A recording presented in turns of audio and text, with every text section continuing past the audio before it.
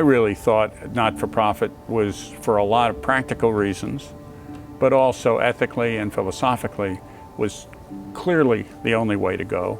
And of course, once again, the Northwest Kidney Center, the place out in Seattle that had initiated this whole out-of-hospital dialysis situation, they were on a not-for-profit basis. So that sort of swung in my mind. You're right, there was never any question. We had to do it not-for-profit. How could you make profit from people who in many instances were dying because they could not afford to pay for the dialysis? So, but John Grissom took the first time we met at lunch, he said, you know, I think there may be money in this.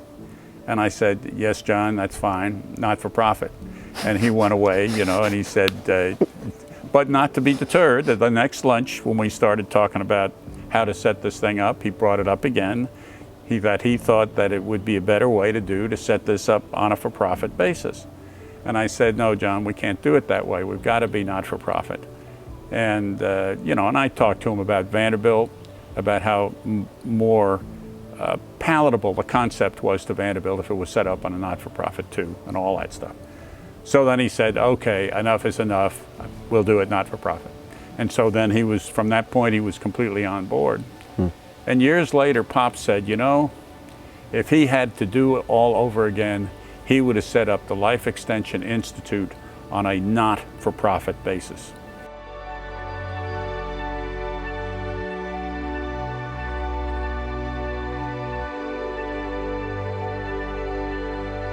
He saw how DCI was working out on a not-for-profit basis, and he just said, you know, that he wished that he had thought about this when he was setting it up.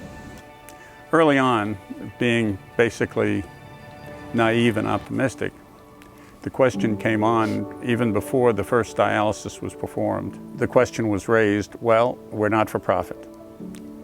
If by some miracle, nobody expected it, if we do make money, income over expenses, what should we do with it? It's not only are we a nonprofit, and not only are we led by physicians that still see patients, which I find just incredibly unique, like people don't do that anymore, but it's the fact they wanted to fund research. They knew it was important. They had one clinic and 5 patients. They didn't know if it was going to grow. The goal wasn't to grow, but they felt like it was so important that they made research and supporting research part of DCI. It is ingrained within DCI. They put these mechanisms in place before they even knew whether or not DCI was going to be successful as a company. And so I really think that speaks volumes and really lays the foundation for what DCI is all about. Research is part of our mission as a company. And anyone that's affiliated with us knows that the only way that we can help our patients, or any kidney patient, have a better quality of life and to live longer is through research. And they set that up at the very beginning of DCI's inception, which just makes it incredibly unique. And so we had a discussion amongst ourselves about how this should work. And we decided that a significant proportion of those funds, possibly as much as 50%, should be earmarked in some way to support research activities to make dialysis and chronic renal failure, the treatment thereof, better, and to support other kinds of clinically relevant research activities. If the monies were available, that they would be allocated to those purposes.